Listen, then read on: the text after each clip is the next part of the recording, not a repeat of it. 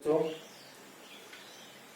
आज सामाजिक विषय के अंतर्गत भारत में अंग्रेजी राज की स्थापना के विषय में आपको पढ़ाया जाएगा। इसके पूर्व पहले पाठ में आपको भारत में यूरोपीय शक्तियों का आगमन के विषय में बताया गया था।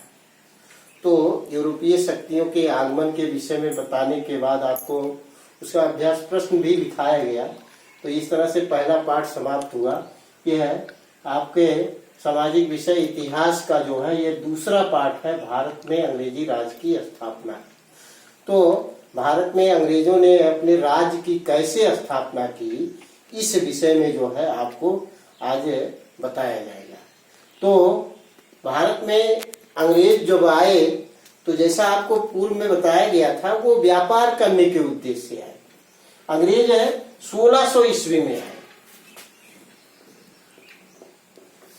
अंग्रेज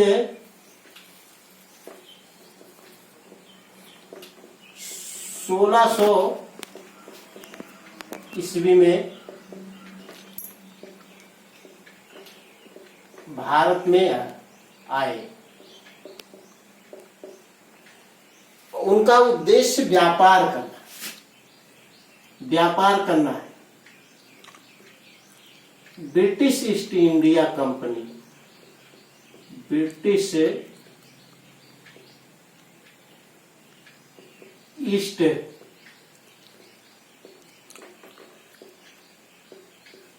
इंडिया कंपनी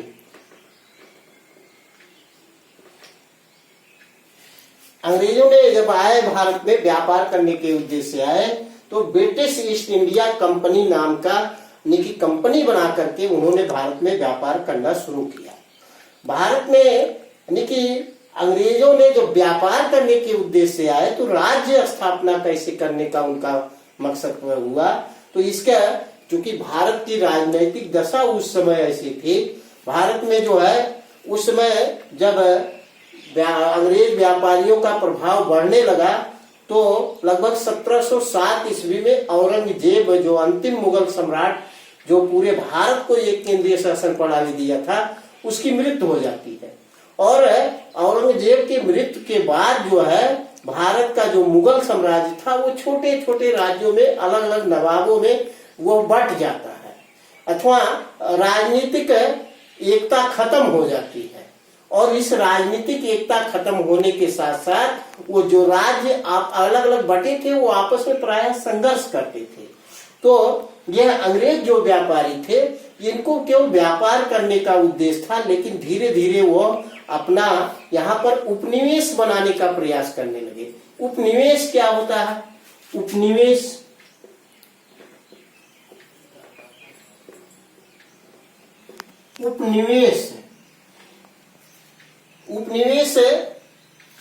जैसे इंग्लैंड के लोग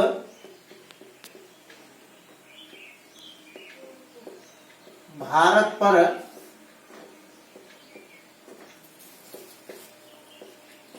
अधिकार किया।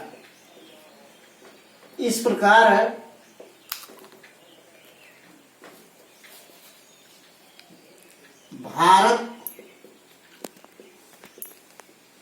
भारत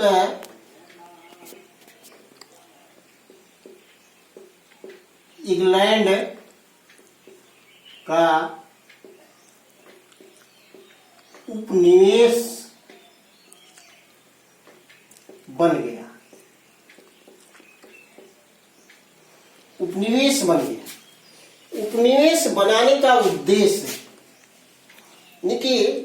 ये किसी भी देश के द्वारा जब एक देश दूसरे देश पर जा करके अपना वर्चस्व स्थापित कर लेता है, अपना व्यापार या वहां की सत्ता या वहां के साधन संसाधन को जो है अपने हित में प्रयोग करने लगता है, तो वह देश जो है, जो जिसने दूसरे देश में गया, वह उस देश का वो जो देश पर अधिकार किया, वो उसका उपनिवेश हो जाता है। जैसे इंग्लैंड के लोग भारत पर अधिकार किए, तो इस प्रकार भारत इंग्लैंड का उपनिवेश बन गया। उपनिवेश बनाने का उद्देश्य क्या था?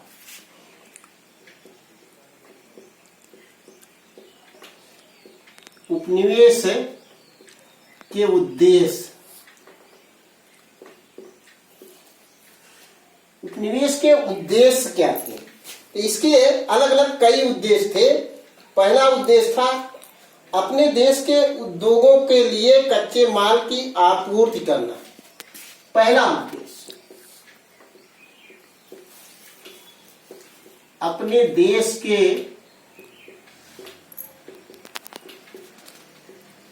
लिए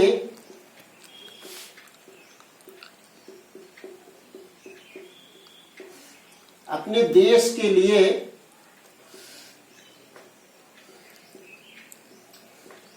कच्चे माल की आपूर्ति करना।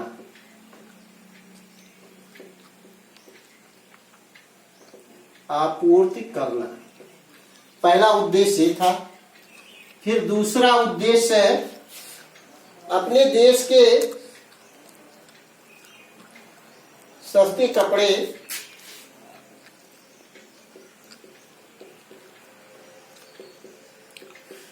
अपने देश के सस्ते कपड़े को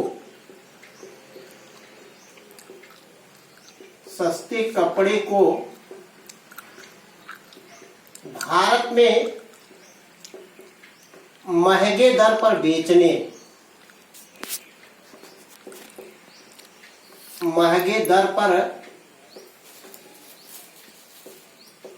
बेचने के लिए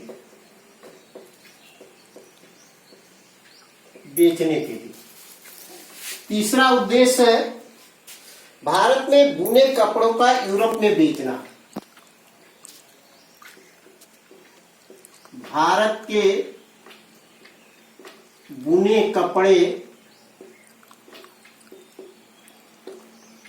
कपड़ों को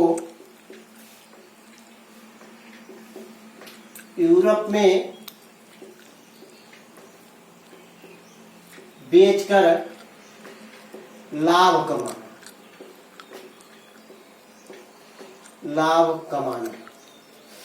चौथा उद्देश्य भारत में नील, पटसन, अफीम, गन्ना, चाय, कहवा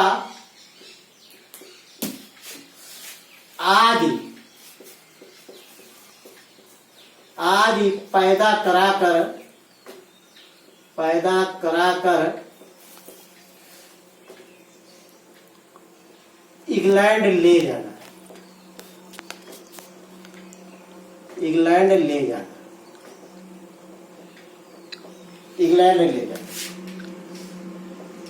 पांचवा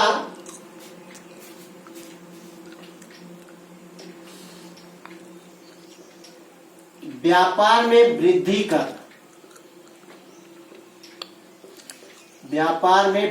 करना।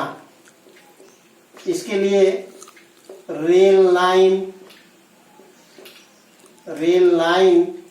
सड़क, दूरसंचार का विस्तार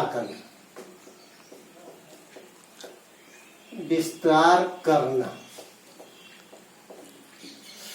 छठा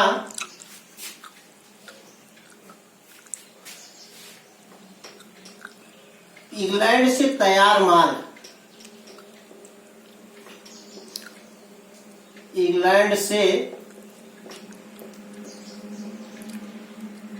माल जैसे नील, चाय पत्ती, कॉफी, कपड़े आदि दूसरे देशों को बेचने के लिए, दूसरे देशों में बेचना। सातवां,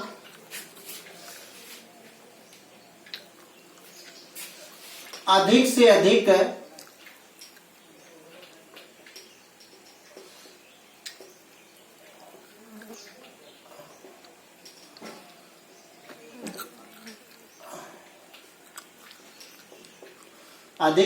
धन अर्जित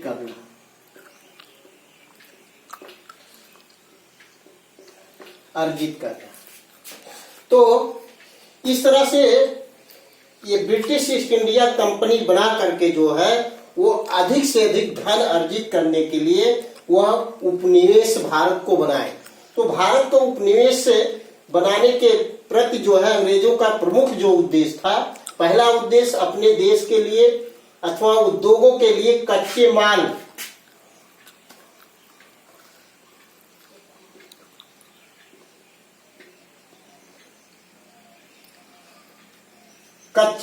की आपूर्ति करना। जैसे इंग्लैंड में औद्योगिकरण बड़े पैमाने पे हो चुका था और उन उद्योगों में बड़े पैमाने पे कच्चे माल की आवश्यकता थी। जैसे कोयले की आवश्यकता थी, कपास की आवश्यकता थी, कपड़े के तैयार करने के लिए, जूट की आवश्यकता थी बोरियां बनाने के लिए, लोहे की आवश्यकता थी निकी उद्योगों का विस्तार करने के लिए। ये सारे जो कच्चे माल थे वो भारत से आपूर्ति करते थे। इसके लिए जो है उनका उद्देश्य था कि अधिक से अधिक कच्चे माल यहाँ से हम ले जाएंगे। दूसरा, अपने देश के सस्ते कपड़े को भारत में महंगे दर पर बेचना। जैसा यहाँ से कपास, कोयला, लोहा आदि ले जाते थे और वहाँ इंग्लैंड से जो कपड़ों को मशीनों से बना करके सस्ते दर पर जो तैयार होता था उसे भारत पुनः ला करके जो है महंगे दर पर बेचते थे। डबल मुनाफा अंग्रेज कमाते थे। देखते हैं, पहला मुनाफा जो वो कच्चे माल यहाँ ले जाते थे, दूसरा फिर उससे बनी वस्तुओं को यहाँ महंगे दर पर बेचते थे। तीसरा, भारत के बुने कपड़ों का यूरोप में बेचकर लाभ कमाना। जैसा भारत प्राचीन काल से सूती वस्त्र और रेशमी वस्त्र के लिए प्रसिद्ध है। भारत में प्राचीन काल से ही सूती वस्त्र, रेशमी वस्त्र का व्यापार होता रहा है। इसका फायदा अंग्रेजों ने बड़े पैमाने पर उठाया और यहाँ के बुनकरों के द्वारा बनाए गए कपड़ों को जो है वो सस्ते दर पर ले जाते थे और उसे महंगे दर पर ले जाकर के अपने देश अथवा यूरोप के अन्य देशों में बेचते थे। चौथा, भारत में नील, पटसन, अफीम, गन्ना, चाय, कहवा आदि पैदा कराकर इंग्लैंड को ले जाना। यहाँ से बड़े पैमाने पे पटसन, जिसको जूट कहा जाता है, नील जो ये कपड़ों की रंगाई के काम आता था, अफीम ये नशे में प्रयोग किया जाता था, गन्ना चीनी के लिए, चाय पत्ती, कहवा, कॉफी आदि के लिए जो है बड़े पैमाने पर यहाँ से जो पैदा करके इंग्लैंड को ले जाते थे। पांचवा, व्यापार में वृद्धि करना। अंग्रेजों का उपनिवेश का मुख्य उद्देश्य था व्यापार में अधिक से अधिक वृद्धि किया जाए। इसके लिए उन्होंने रेल लाइन का विस्तार किया, सड़क का विस्तार किया, दूर संचार का विस्तार किया। जैसा आपको बताया जाता है 1853 ईस्वी में पहली रेलवे लाइन जो है तो मुंबई से थाने तक चलाने का काम, थाने से मुंबई तक चलाने का काम अंग्रेजों ने ही किया। तो इस तरह से रेल लाइन, सड़क, दूर संचार का विस्तार करने का उद्देश्य अधिक से अधिक वृद्धि, व्यापार में वृद्धि करना। छठा, इंग्लैंड से तैयार माल जैसे नील, चाय पत्ती, कॉफी, कपड़े आदि दूसरे देशों में बेचना। जो इंग्लैंड से नील तैयार होते थे, चाय पत्ती तैयार, कपड़े, कहवा, कॉफी आदि तैयार किए जाते थे, उसको दूसरे देशों में भी बड़े पैमाने पर ये बेच करके धन इकट्ठा करते थे। तो इनका सभी का मुख्य उद्देश्य जो था अधिक से अधिक धन अर्जित करना। इस तरह से ब्रिटिश कंपनी का यह उद्देश्य था कि ताकि भारत पर उपनिवेश स्थापित किया जाए और इसका फायदा आगे चल करके उन्होंने उठाया भी। तो आज यहीं तक आपको बच्चों बताया जाएगा। अगले दिन आपको जो है भारत के राज्य और विदेशी कंपनी की सेना, इस टॉपिक पे आपको बताया जाएगा। तो इसके लिए आपको धन्यवाद। अधिक से अधिक इस वीडियो को देखें और अध्ययन करें। अगली क्लास में फिर आपसे मिलेंगे। घर में रहें, सुरक्षित रहें। धन्यवाद।